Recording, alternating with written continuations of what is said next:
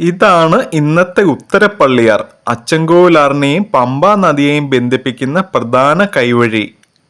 വെൺമണിയിൽ നിന്ന് ആരംഭിക്കുന്ന ഉത്തരപ്പള്ളിയാർ ബുധനൂര് ഉത്രപ്പള്ളിക്കടവിൽ വെച്ച് പമ്പാ നദിയുമായി കൂടിച്ചേരുന്നു. ആല, ചെറിയനാട്, പുലിയൂർ പഞ്ചായത്തുകളിൽ കൂടി ഈ ഉത്തരപ്പള്ളിയാർ കടന്നു പോകുന്നു. ഒരു കാലത്ത് തെളിഞ്ഞൊഴുകിയ ഈ ജലപാത ഇന്ന് പുല്ലും പോളയും മാലിന്യങ്ങളും കാരണം ശ്വാസം മുട്ടിക്കിടക്കുകയാണ്.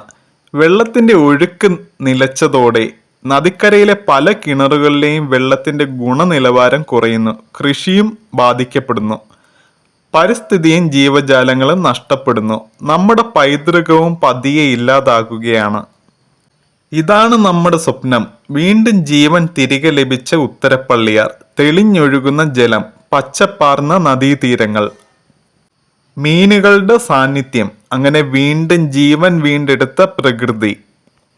നെടുവരങ്കോട് മഹാദേവ ക്ഷേത്രത്തിലെ ആറാട്ട്, വാവുബലി, കാവടിയാട്ടം തുടങ്ങിയ വിശുദ്ധ ചടങ്ങുകൾ വീണ്ടും മനോഹരമായി ഈ നദിക്കരയിൽ കൂടുതൽ ഭംഗിയായി തന്നെ നടത്താൻ കഴിയും.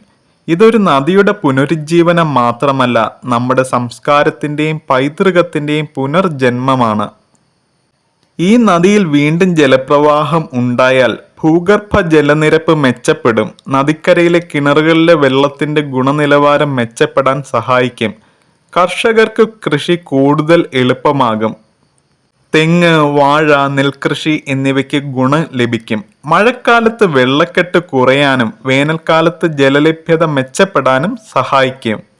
ഇത് അസാധ്യമല്ല. ബന്ധപ്പെട്ട പഞ്ചായത്തുകളും നാട്ടുകാരും യുവജനങ്ങളും വിദ്യാർത്ഥികളും ഒരുമിച്ച് പ്രവർത്തിച്ചാൽ ഉത്തരപ്പള്ളിയാർ വീണ്ടും ഒഴുകും.